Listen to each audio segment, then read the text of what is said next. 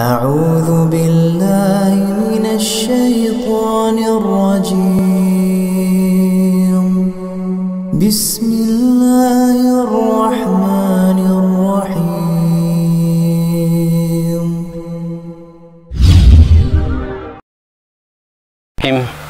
Assalamualaikum warahmatullahi wabarakatuh.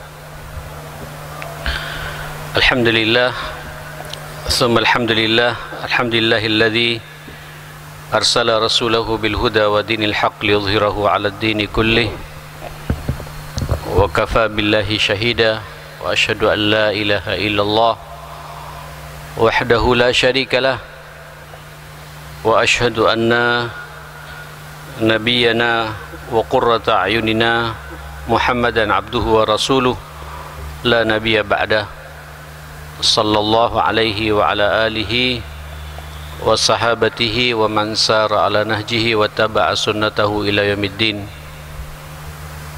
Ya ayyuhalladzina amanu taqullaha haqqa tuqatih wa la tamutunna illa wa antum muslimun. Rabbi shrah li sadri wa yassir li amri wahlul 'uqdatam min lisani yafqahu qawli. Allahumma inna hadha iqbalu laylik wa idbaru naharik wa aswatu du'atik faghfir lana jami'an ya rabbal alamin. Allahumma inna nas'aluka fahman nabiyyin wa hifdzal mursalin wa ilhamal malaikatil muqarrabin. Bismillahi tawakkaltu 'ala Allah wa la haula wa la quwwata illa billah.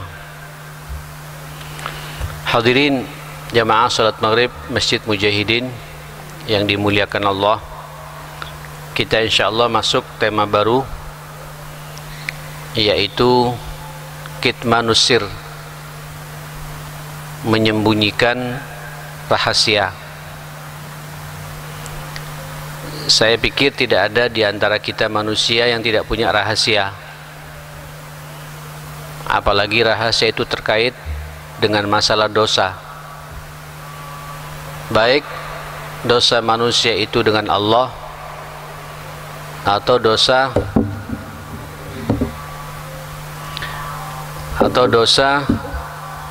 yang terjadi antar manusia. Kita punya kewajiban, semuanya wajib untuk menutupi, merahasiakan berbagai macam aib atau rahasia yang dimiliki oleh saudara kita. Terkadang rahasia ini jamaah sekalian tidak hanya sesuatu yang negatif, mungkin juga sesuatu yang bukan aib, tapi cuma hanya saja ingin dirahasiakan. Rahasia dalam bisnis, rahasia dalam amal saleh yang tidak ingin ketahuan sama orang, kita tidak boleh membukanya.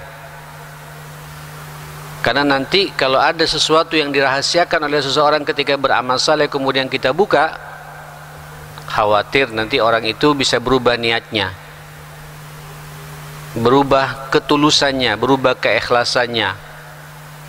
Contoh, ada orang tiba-tiba sebelum subuh jam 3 sudah berangkat masuk ke dalam Masjid Mujahidin dan berharap dia ingin berinfak di kota infak sana untuk tidak ketahuan sama orang. Itu kan rahasia, rahasia untuk beramal saleh, supaya dia ingin menunjukkan ketulusannya, keikhlasannya hanya murni untuk Allah Subhanahu wa ta'ala. Nah, kita jamaah sekalian, kalau pas kemudian di saat yang bersamaan jam 3 juga ke masjid dini hari itu, kita ngelihat orang itu berbuat begitu, kita wajib untuk tidak menceritakan kebaikan orang itu kepada orang lain, kecuali kalau orang itu sudah meninggal dunia. Tapi kalau masih hidup, rahasiakan itu. Satu. Yang kedua juga rahasia dalam urusan muamalah kita. Karena kita tidak ingin muamalah kita ini sesuatu yang mubah. Anggap transaksi jual beli. Ya, kita ngajak orang dan mengatakan, tolong ya akhi jangan cerita-cerita kalau saya bisnis ini. bisnis mungkin yang cukup besar, tapi tidak ingin ketahuan sama orang, ya. Kemudian dia kebetulan ada orang yang membersamai dan mengatakan kepada yang membersamai itu, tolong jangan ngomong-ngomong ya kalau bisnis saya di sini gitu. Kita diam saja, tidak boleh kita ceritakan. Mungkin ya dia tidak ingin tersaingi, bisa saja jamaah sekalian, dan lain sebagainya. Apalagi kemudian rahasia-rahasia yang terkait dengan masalah dosa, kesalahan, di mana dosa itu dan kesalahan itu kalau ketahuan sama orang lain punya perasaan malu, itu wajib hukumnya bagi kita untuk merahasiakan kitmanus sir ini. Dalam sebuah hadis, man satara musliman satarahullahu yaumil qiyamah. Barang siapa menutup aib saudaranya, nanti aib-aib orang itu akan ditutup oleh Allah Subhanahu wa taala. Contoh, ini maksudnya Pak, pelaku-pelaku dosa yang orang itu masih sembunyi-sembunyi, malu untuk ketahuan sama orang, dan malu itu bagian dari iman. Cuma mungkin karena rongrongan syahwatnya begitu tinggi sampai akhirnya dia berbuat begitu, lupa kalau dilihat oleh orang. Nah, kita yang melihat tidak boleh menceritakan kepada siapapun pula.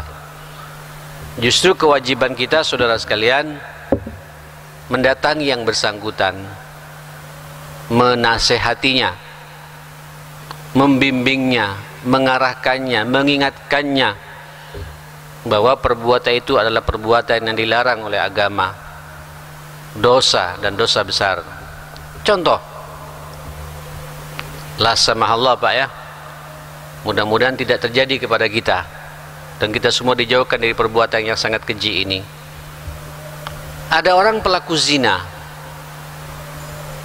Biasanya orang pelaku zina, naudzubillah ya, ini dosa besar.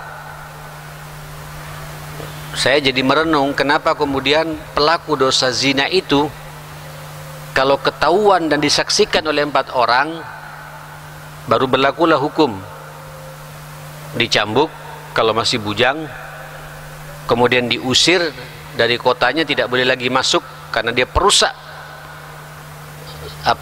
suasana sosial kemasyarakatan yang ada. Bagi yang perempuan itu setelah dipukul, dicambuk 100 kali, kemudian dia semacam dikurung di rumahnya sampai mati, sampai meninggal dunia. Itu hukum kalau berjalan Pak ya. Kalau yang bersangkutan ketahuan dan disaksikan oleh 4 orang saksi. Kenapa 4 orang saksi? Berarti kalau yang menyaksikan 4 orang menyaksikan dia zina, berarti yang bersangkutan sudah tidak punya malu. Dan sesuatu yang tidak punya malu, ya sudah, tidak ada larangan bagi kita untuk membicarakannya. Kayak sekarang Pak, kita membicarakan orang kafir dengan kekufurannya dan bangga dengan kekufurannya, tidak punya malu dengan kekafirannya, boleh kita membicarakan. Tapi kalau pelaku dosa, hatta zina sekalipun, mohon maaf, A sama B zina, yang A laki-laki, yang B perempuan, wanita. Tiba-tiba C datang Pak, melihat yang bersangkutan berbuat seperti itu. Mohon maaf, berbuatnya itu Pak bukan hanya berbuat berduaan. Itu berbuat, melihatnya itu kata Nabi berbuat kayak berhubungan kayaknya suami istri. Sampai Nabi menggambarkan bagian gentong dimasukkan ke dalam lumbungnya itu jemaah sekalian. Itu bahasa Nabi sangat jelas kepada kita. Melihat bagaimana antara 2 kemaluan itu bersentuhan. Ini yang melihat tidak boleh melapor ke mahkamah. Kalau dia melapor ke mahkamah, justru yang dicambuk yang melapor ini jemaah sekalian. Karena orang pelapor ini tidak bisa menjaga rahasia orang ini. Selama berdua ini masih ngumpet-ngumpet, masih merahasiakan perbuatannya ini, sekaligus kita tidak boleh fudul Pak. Tidak boleh ingin mencari tahu dosanya orang. Tidak boleh ingin tahu mencari rahasianya orang, aibnya orang. Kecuali kalau dia di pinggir jalan terang-terangan, Pasti semua orang melihatnya, wajib dieksekusi orang ini jamaah sekalian. Ternyata mangkel dia Pak, ngajak orang lain biar jadi saksi kuat gitu. Dua orang ini melapor, dua-duanya dirajam, dicambuk dalam Islam, ditakzir namanya jamaah sekalian. Tiga orang juga sama, tiga-tiganya ditakzir, dicambuk, karena tiga orang tidak bisa menjaga rahasia saudaranya yang sedang berbuat maksiat dosa besar itu. Baru kalau empat, berarti yang bersangkutan sudah tidak punya malu, sudah keterlaluan sampai 4 orang menyaksikan jamaah sekalian. Itu pun yang 4 lapor ke mahkamah, 4-4-nya disumpah atas nama Allah. Demi Allah, saya melihat fulan dan fulana berbuat begini 4-4-nya Pak. Baru dipanggil, dieksekusi orang ini. Kalau bujang, yang laki-laki diusir dari daerah-daerahnya, tidak boleh masuk ke kampungnya selama-lamanya sampai dia mati. Kalau yang perempuan, setelah dicambuk 100 kali, ditakzir seperti itu, dihad seperti itu, kemudian dia di rumahnya tidak boleh keluar sampai mati. Tapi bagi pelaku yang seperti itu, tidak punya malu, bahkan dia menceritakan aib pribadinya pada orang, pada yang ditutup oleh Allah Subhanahu Wa Taala, dia ceritakan pada orang, apalagi disaksikan oleh 4 orang seperti itu, naudzubillah. Kalau dia sudah punya istri, itu dirajam Pak. Bukan dikisos lagi Pak, tapi dirajam. Atau dirajam jamaah sekalian, dilempar batu sampai mati. Karena sangat nista perbuatan itu, dan dia tidak punya malu, merusak tatanan kehidupan masyarakat sosial ini jamaah sekalian. Tapi hikmah yang bisa kita ambil, kalau yang bersangkutan dia zina ke tempat yang jauh, tidak ada ketahuan, kita tidak perlu mencari tahu. Ini sekaligus Bapak Ibu saudara sekalian, buat kita kalau kita berbuat dosa jangan cerita sama orang. Ketika antum sampean berbuat dosa kemudian ditutup oleh Allah, berarti Allah masih mencintai kita. Allah menutup rapat-rapat aib kita. Jangan cerita sama orang lain. Saya dulu ketika di SMA, perempuan mana yang tidak saya pacari? Coba Pak. Allah sudah nutup rapat-rapat, dibuka, diceritakan sama orang jemaah sekalian.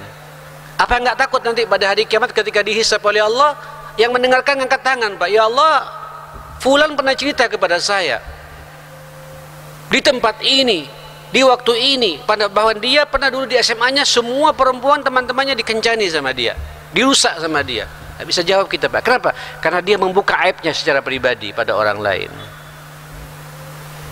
Halo, ini tolong Pak, dosa-dosa masa lalu tidak perlu kita ceritakan. Ceritakan saja sama Allah, tangisi Allah, minta ampun, taubatan nasuha. Alhamdulillah Allah masih menutup rapat-rapat aib kita. Tidak perlu kita cerita pada orang lain. Termasuk juga kita yang melihat, kita punya kewajiban Pak untuk mendatangi yang bersangkutan, menasihatinya. Ya akhi, bisa-bisa nggak jadi zina Pak kalau kita menasihati. Apa nggak takut sama Allah? Ukhti, Mbak, sampean punya keluarga loh. Apa nggak takut kalau ketahuan sama keluarganya? Apa nggak malu? Mungkin jadi sadar Pak, dia kemudian taubatan nasuha karena nasihat kita jemaah sekalian. 2 orang melihat, dua-duanya nasihati, dan 2 orang ini Pak punya kewajiban tutup mulut, tidak perlu menceritakan aib saudaranya. Allah, so alim itu, saya tahu fulan pernah zina dulu, saya jadi saksi. Ini Pak ngomong begini jemaah sekalian, dicambuk Pak. Masih ingat kisah hadisul ifk? Ya, kisah dalam perang Tabuk itu ya, ketika Rasulullah membawa Sayyidati Aisyah radhiyallahu anha. Pada waktu itu Siti Aisyah kurus, dibawa sama Nabi oleh para sahabat, ditandu Pak. Ketika istirahat semua, Aisyah minta izin sama Nabi, ya Rasulullah, izinkan saya buang hajat. Ya silakan. Rupanya kelamaan buang hajatnya Aisyah Pak. Sementara Nabi harus bersiap-siap berangkat lagi. Kemudian ayo kita berangkat. Nabi tidak lupa kalau Aisyah buang hajat. Disangkanya Aisyah sudah masuk jemaah sekalian ke tandunya. Diangkat lagi oleh para sahabat. Tidak terasa karena kecapean dan saking ringannya Aisyah jemaah sekalian gitu. Sampai begitu jauh Aisyah baru selesai hajatnya. Dia teriak-teriak di padang pasir, nggak kedengaran jemaah sekalian. Akhirnya dia diam. Saat itu jemaah sekalian ada satu pemuda yang juga ketinggalan karena orang ini nawam namanya Pak. Safwan bin Mu'attal An-Nawwam. Namanya Safwan bin Mu'attal, umurnya masih likuran tahun. Bisa dibayangkan ya, umurnya masih, ada mengatakan belasan tahun, mudah, ganteng, gagah. Terus cuma dia punya kebiasaan kalau tidur keasikan, Pak. Suka tidur jemaah sekalian. Ketinggalan pula hingga tinggal berdua sama Aisyah jemaah sekalian. Bisa dibayangkan ya, Nabi sudah jauh. Kemudian diambil ontanya Safwan ini, dipersilakan kepada Aisyah. Kata Safwan, Ummul Mukminin, coba lihat, aduh ini ibu kita ketinggalan, kata. Wallahi, kata dia, sejak itu saya memalingkan mukaku, dan Aisyah juga, fakhammartu wajhi, aku pakai khimar, cadarku, kata dia. Ini Pak, disyariatkannya cadar jemaah sekalian kalau kita berduaan tanpa mahram seperti itu. Tapi dalam kondisi apa? Kondisi keterpaksaan. Kemudian dia mempersilakan ontanya untuk aku naiki. Kemudian aku naik ke ontanya Safwan. Kemudian Safwan menuntunku sampai ke Madinah. Nyampe di Madinah, Nabi melihat Aisyah tidak ada. Kemana Aisyah? Tiba-tiba muncul, Pak, setelah beberapa jam bersama Safwan berduaan jemaah sekalian. Itu fitnah luar biasa. Fitnah luar biasa. Ya, sampai ada beberapa sahabat, Pak, termasuk juga sahabat yang selalu dibantu oleh Abu Bakar As-Siddiq, abahnya Aisyah, dikafalai jemaah sekalian. Setiap bulan diperhatikan uang belanjanya segala macam. Terlepas dari mulutnya. Gimana menurut kamu Aisyah? Pasti zina. Padahal tidak melihat, Pak. Ini rahasia seharusnya, Pak. Seharusnya kalau dia katakan mustahil. Wallahu a'lam lebih enak mengatakan wallahu a'lam lebih enak jemaah sekalian gitu. Apa yang terjadi jemaah sekalian? Karena dia sudah terlanjur ngomong begitu padahal tidak ada saksi. Berlakulah kaidah setelah ada pembersihan, ayat tentang pembersihan Aisyah radhiyallahu anha. Ayo siapa yang katakan, kata Nabi, siapa di antara kalian yang sudah terlanjur mengucapkan bahwa istriku zina, gitu. Dan yang melegitimasi kebersihan Aisyah Allah langsung jemaah sekalian dalam hadithul ifk itu. Orang-orang munafikin pada lari semua, pada diam. Ada beberapa sahabat, ana ya Rasul, tidak mau berbohong, Pak, kepada Allah dan Rasulnya. Dia cambuk, Pak, 40 kali jemaah sekalian. Itu resiko. Makanya sampean jangan terbiasakan, Pak, membicarakan aibnya orang. Tutup aib kita jemaah sekalian. Siapa di antara kita tidak punya aib? Dan nanti pada hari kiamat akan ditelanjangi aib kita oleh Allah Subhanahu wa taala. Masing-masing perbuatan kita sejak kita lahir sampai saat ini jemaah sekalian, yang baik, yang buruk, dosa yang kemudian tertutupi oleh Allah akan dibuka semuanya oleh Allah. Siapa yang tidak dibuka itu? Man satara musliman satarahullahu yaumal qiyamah. Barang siapa menutup aib seorang muslim, nanti aibnya pada hari kiamat akan ditutup oleh Allah Subhanahu wa taala. Biasakan kita jangan hobi membuka aibnya orang, tutup rapat-rapat. Hatta kita tahu fulan pelakunya. Mohon maaf ya, ya. Mudah-mudahan tidak terjadi, Pak. Kalau di masjid saya sempat terjadi, tapi saya eksekusi dengan cara yang baik. Tidak perlu saya cerita siapa, karena saya juga nggak akan buka orang ya. Andai kata di sini, Pak, ada kemudian orang usil, tiba-tiba jam 11 malam, jam 12 malam ada ngambil uang infak. Saya pikir jam 12 malam pasti dia punya perasaan malu kan, supaya nggak ketahuan sama orang. Dan dia mencuri mungkin karena syahwatnya begitu kuat, atau mungkin karena keterpaksaan, ketahuan sama kita. Cukup kita datangi, ya akhi taqillah, bertakwalah anda kepada Allah. Ini uang masjid, uang infaknya orang, aib antum pakai begini. Jadi sadar, Pak, jadi menangis orang itu. Tapi kalau antum buka sama orang, na'udzubillah, akhirnya orang ini, Pak, tadinya mau sadar jadi tidak sadar, Pak. Tadinya mau insaf, semakin nakal, semakin gak karuan, akhirnya dia teriak. Akhirnya dia hancur, Pak, kredibilitas orang ini jemaah sekalian, karena kita membuka auratnya orang ini. Nasihati, tutup rapat-rapat. Kalau berbuat lagi, tutup lagi ketiga kali, baru kita eksekusi, Pak. Tidak pantas orang ini kerja di sini gitu. Hilang. Kalau perlu dijebak tidak jadi masalah, tapi begitu dijebak, tutup rapat-rapat. Yang tahu hanya panitia saja, takmir saja yang tahu. Tuh, saya kejadian begini pernah terjadi Pak di masjid saya sendiri gitu. Kebetulan ada CCTV kita Pak, dan ketahuan fulan. Shh, cukup kita bertiga ya, saya bilang. Ini sudah saksi, saya bilang. Kemudian dipanggil yang bersangkutan. Antum sampean mau mengakui tidak ini? Kalau tidak saya laporkan polisi. Kalau mengakui sekarang juga inti bikin surat pengunduran diri, dan kami akan menjaga rahasia antum. Hati-hati ya akhi, antum sudah kejebak dengan perbuatan maksiat. Ini rumahnya Allah. Sadar Pak. Dan katanya sekarang sadarnya luar biasa jamaah sekalian.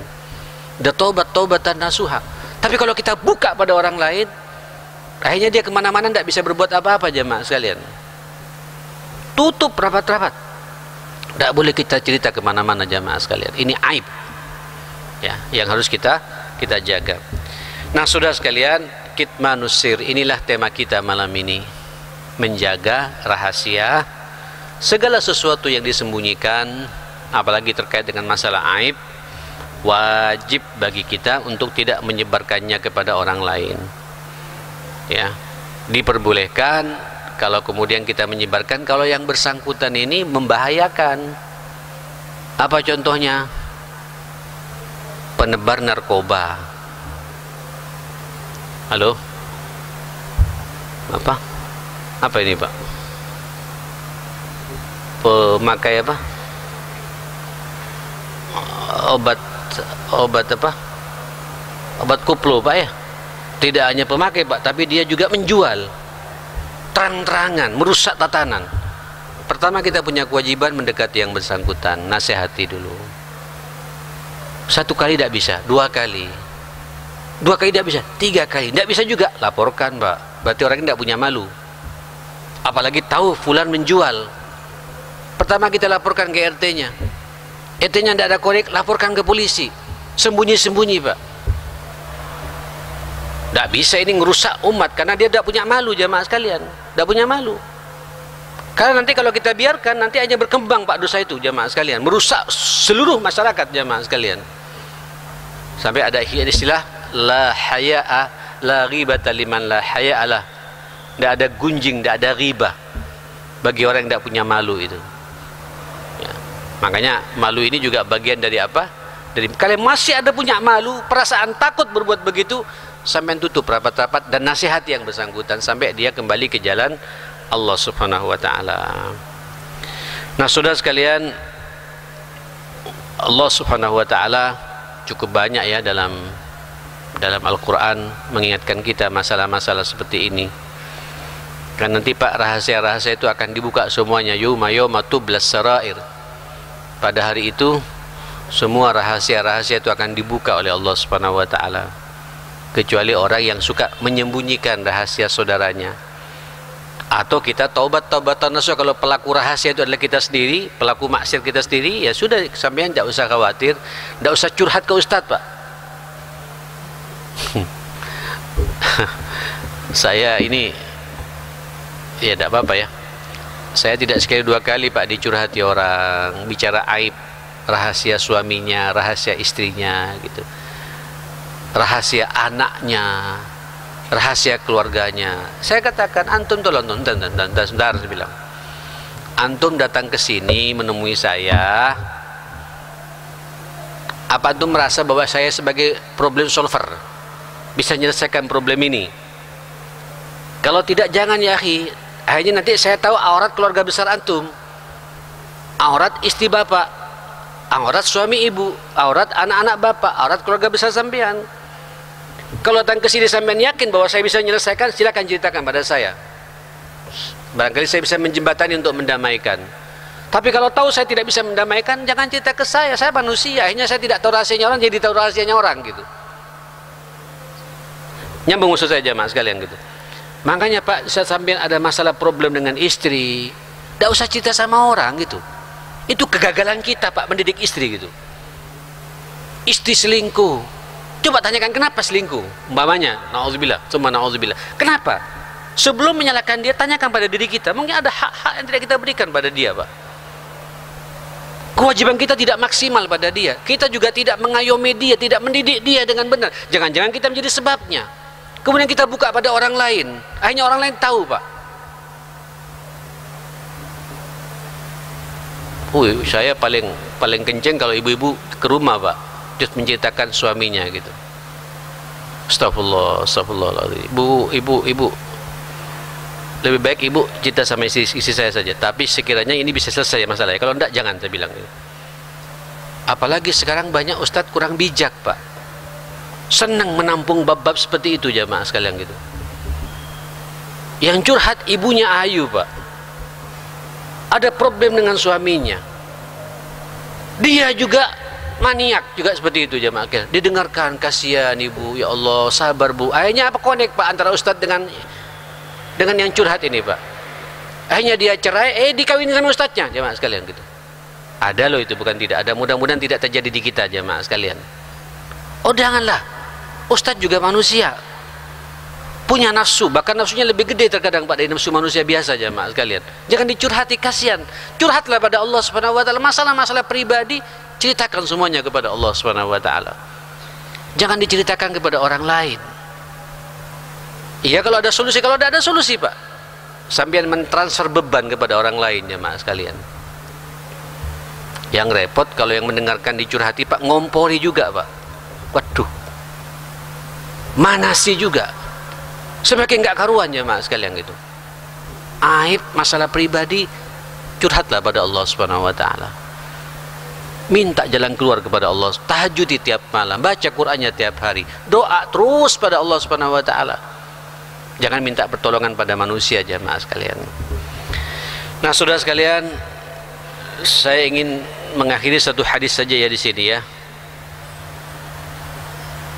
An Thabit bin Anas radhiyallahu anhu qala ata alayya Rasulullah sallallahu alaihi wasallam wa ana al'ab ma'al ghilman. Subhanallah. Kata Thabit bin Anas radhiyallahu anhu, pernah mendatangi aku Rasulullah sementara aku sedang bermain dengan sahabat-sahabatku. Fasallama alaina, kemudian Nabi datang menemui aku dan memberikan salam kepadaku. Aku mendekati Nabi. Faba'athani fi hajatin fa'abta'tu ala ummi. Kemudian rupanya Nabi menyuruh aku tentang satu perkara, satu masalah, menyuruh aku tentang memenuhi hajatnya, sampai akhirnya aku terlambat pulang menemui ibuku gitu. Coba lihat Pak, cerdasnya anak dulu jamaah sekalian. Qalat ma hasbuka, ma habasaka, apa yang buat kamu terlambat, kata ibunya jamaah sekalian. Biasanya kalau sore Pak 4:30 pulang, ini sampai jam 5, mendekati jam 5:30 menjelang maghrib kok tidak pulang-pulang gitu. Qultu, saya katakan, kata Thabit bin Anas, ba'athani Rasulullah li hajah. Nabi telah memerintahkan aku untuk memenuhi hajatnya. Faqalat, berkata ibunya, nanya Pak, nyelidik ibunya itu, ma hajatuhu, apa hajatnya Rasulullah gitu. Qultu, saya katakan, innaha sir, ini rahasia. Subhanallah. Qalat la tukhbiranna bisiri Rasulillah hada. Disemangati Pak sama ibunya, betul kau, jangan sekali-kali menceritakan rahasia Rasulullah kepada siapapun pula gitu. Qala Anas, wallahi law haddathtu bihi ahadan lahaddatsuki bihi ya Thabit. Kata Anas, kalaulah boleh saya menceritakan kepada seorang ya Thabit, kata Anas ini abahnya Thabit jemaah sekalian, terlalu banyak rahasia Nabi. Aku pembantunya 10 tahun, kata Sayyidina Anas jemaah sekalian. Aku pembantunya Nabi, aku tahu bagaimana isi keluarganya Nabi, tapi aku diam, tidak ada satupun yang aku ceritakan. Kalau boleh akan saya ceritakan pada siapapun pula itu, tapi ini rahasia, wajib kepadaku untuk merahasiakan. Ini sebenarnya Pak buat pembantu-pembantu ya, atau yang menjadi driver atau segala supir Pak, kadang-kadang lihat majikannya ngamuan atau apa segala macam, tidak perlu cerita itu Pak. Kayaknya Pak perlu pengajian pembantu-pembantu nih Pak, biar pembantu juga tahu bagaimana adabnya ketika masuk ke rumahnya orang, karena pembantu itu kan orang asing ya. Masuk ke rumahnya orang, tahu bagaimana isi rumah tangga seseorang. Wajib pembantu itu tidak boleh menceritakan apa yang terjadi dalam rumah tangga itu, sebagaimana terjadi pada Anas bin Malik radhiyallahu anhu. Sampai demikian ya, mudah-mudahan manfaatnya untuk kita semua. Nanti kita lanjut lagi di pertemuan yang akan datang. Mudah-mudahan Pak semua rahasia-rahasia kita ditutup oleh Allah Subhanahu wa taala, dan semoga pula kita dijauhkan dari rahasia-rahasia yang berbau maksiat. Kalaulah ada Pak di antara kita sampean tidak boleh cerita kepada siapapun pula, tapi ceritakan kepada Allah dengan istighfar kita. dengan taubat nasuha kita, akui semua kesalahan kita, masa lalu, masa SMP, masa SMA, masa perguruan tinggi, dulu ketika jadi preman. Tak perlu cerita sama siapa pula, ceritakan semuanya pada siapa? Pada Allah Subhanahu wa taala. Insyaallah dosa-dosa kita semua akan diampuni oleh Allah Subhanahu wa taala. Rabbana atina fid dunya hasanah wa fil akhirati hasanah wa qina adzabannar. Rabbana ighfir lana wa tub 'alaina innaka antat tawwabur rahim. Allahumma arinal haqqa haqqa warzuqna ittiba'ah wa arinal batila batila warzuqna ijtinaba rabbil alamin. Allahumma habib ilaina al-iman wa zayyinhu fi qulubina wa karrih ilaina al-kufra wal fusuqa wal isyan waj'alna minar rasyidin. Innaka ala kulli syai'in qadir bi rahmatika ya akramal akramin. Allahumma inna na'udzubika min jahdil bala wa darkish syaqa wa su'il qada wa syamatatil a'da. برحمتك يا أكرم الأكرمين ويا أرحم الراحمين. ربنا آتنا في الدنيا حسنة وفي الآخرة حسنة وقنا عذاب النار. صلى الله على محمد وآله وصحبه وسلم. الحمد لله رب العالمين. Saya mohon maaf semuanya. Assalamualaikum warahmatullahi wabarakatuh.